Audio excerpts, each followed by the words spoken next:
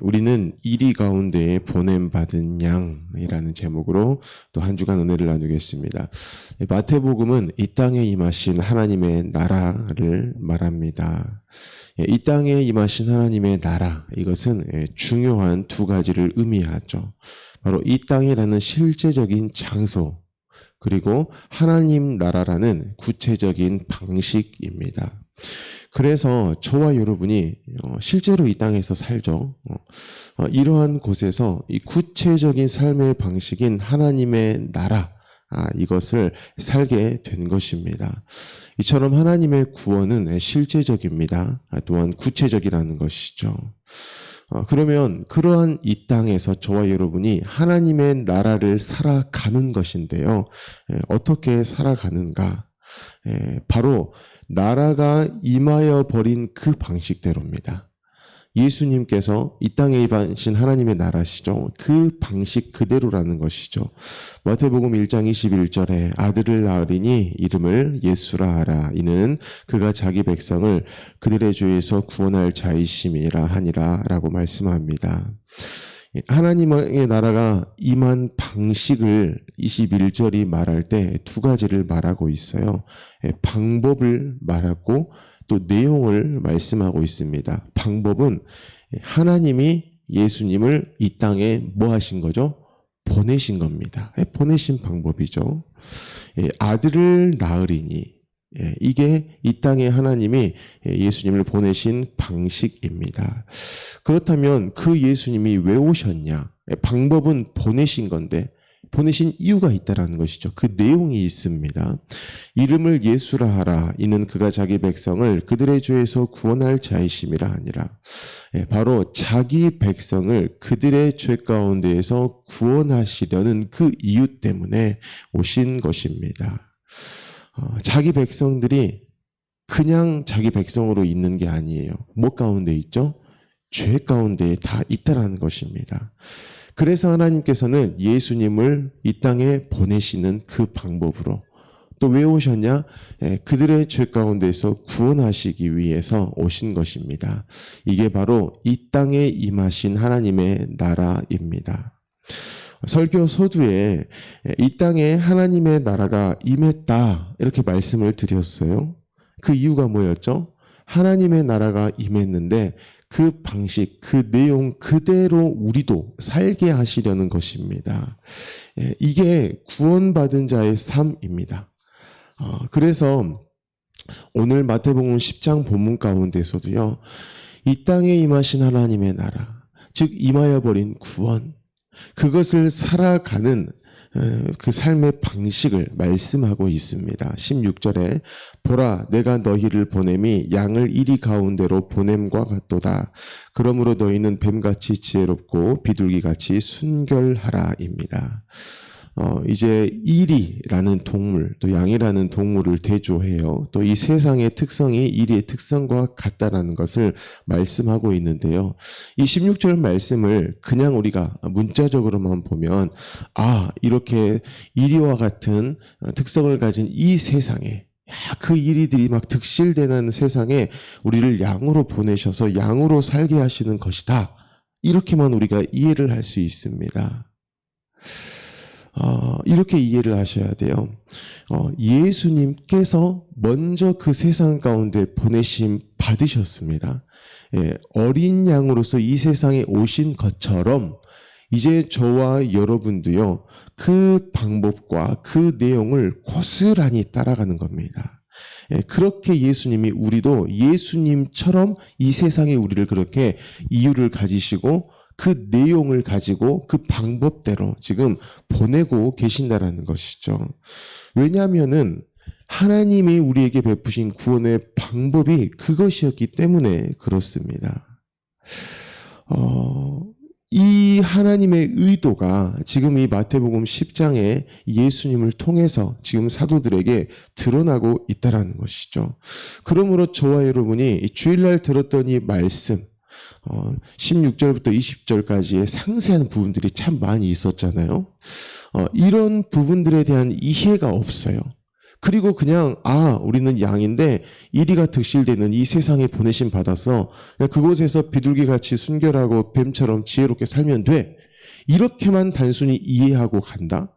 그러면 사실 저와 여러분에게 베푸신 그 구원을요, 우리는 굉장히 모호하게 느끼는 겁니다.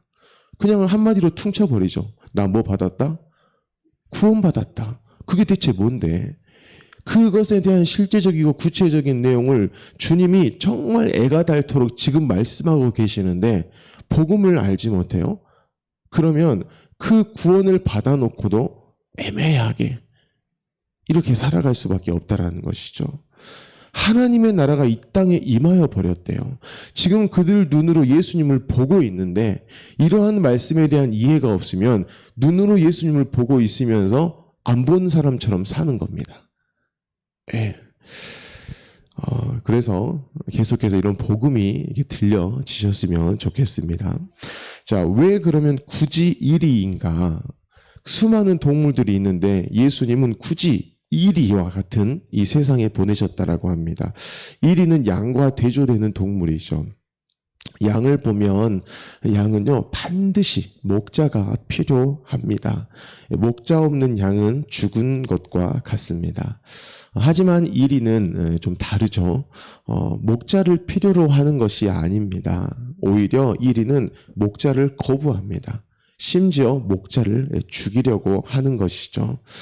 그래서 그러한 일이기 때문에 그러한 일의 특성을 가진 세상이기 때문에 이 세상은요 17절 18절의 말씀처럼 하는 것입니다. 17절에 사람들을 삼가라 그들이 너희를 공회에 넘겨주겠고 그들의 회당에서 채찍질하리라 또 너희가 나로 말미암아 총독들과 임금들 앞에 끌려간다 라고 말씀해요.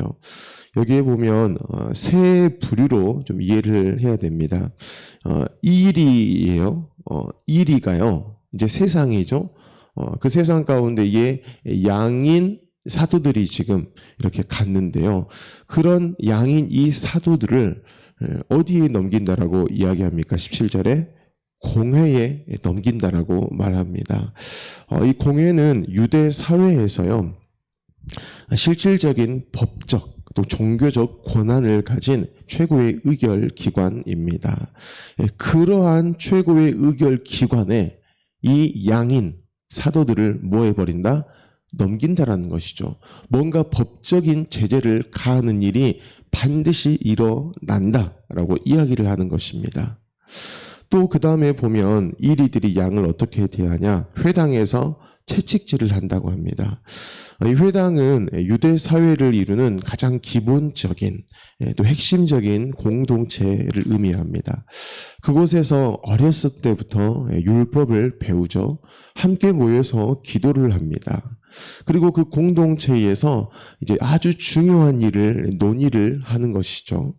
또한 회당에서는 재판이 이루어집니다. 또 징계까지 이루어지는 삶의 중심입니다.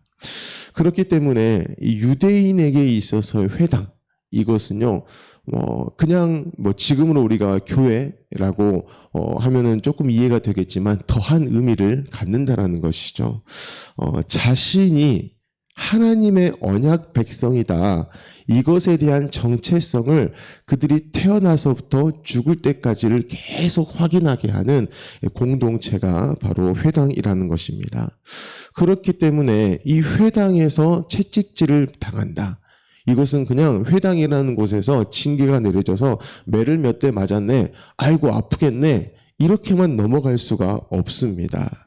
지금 자신이 성악한 이 공동체 안에서요. 공개적으로 정죄를 당하는 일이고 수치를 당하는 일이 바로 이것입니다.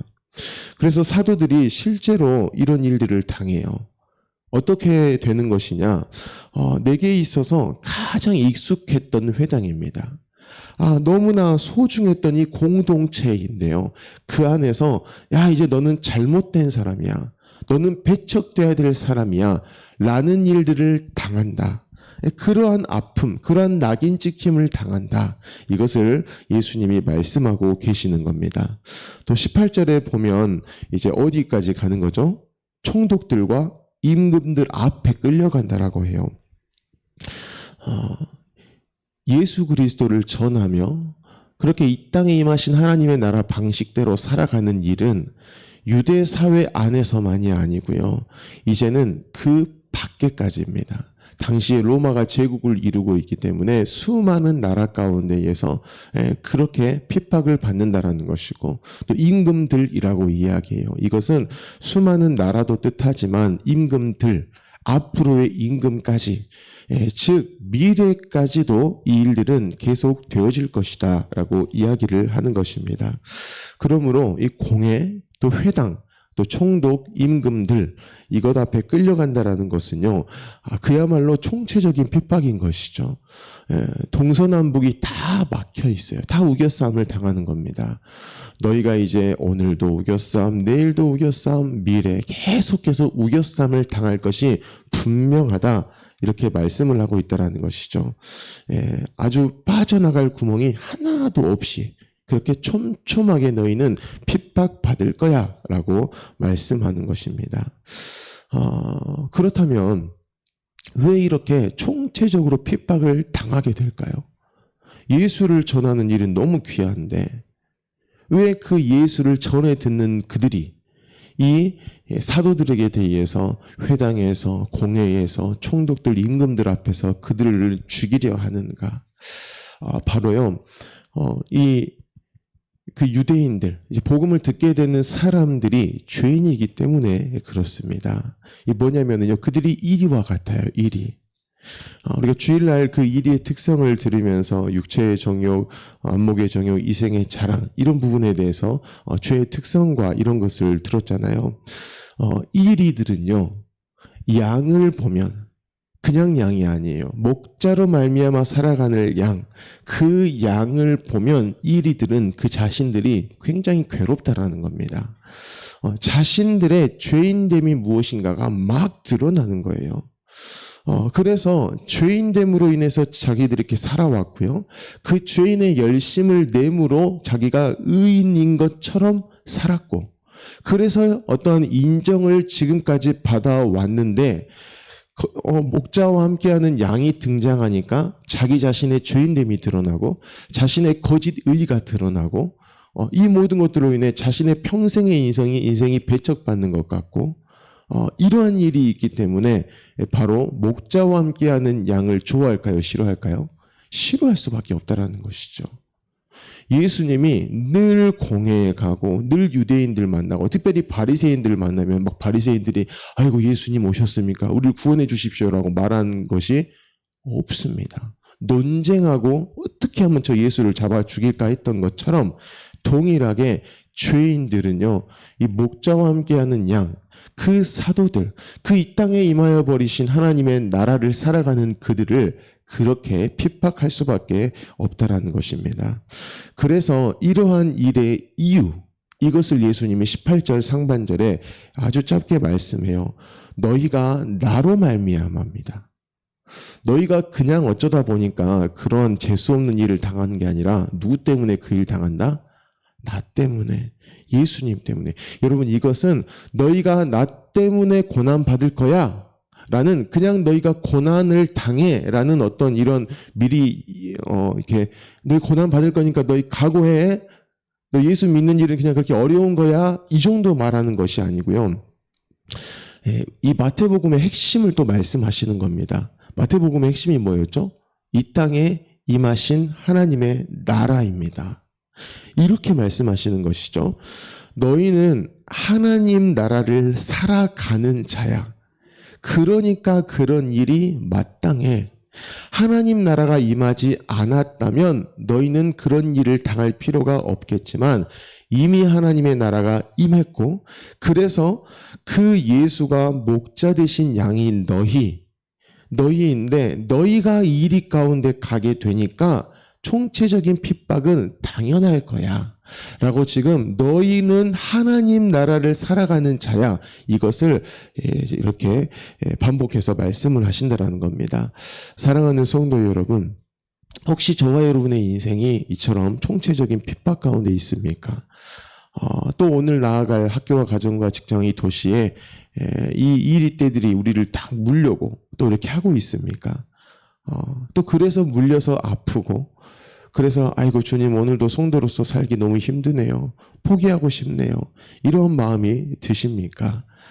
그러면 축하를 드립니다. 왜냐하면요, 하나님 나라를 살고 있다라는 겁니다. 그게 하나님 나라예요. 예수가 함께 하신다라는 것에 분명한 증거입니다. 예수님이 함께 안 하시면 그런 일들을 절대 당할 수가 없습니다.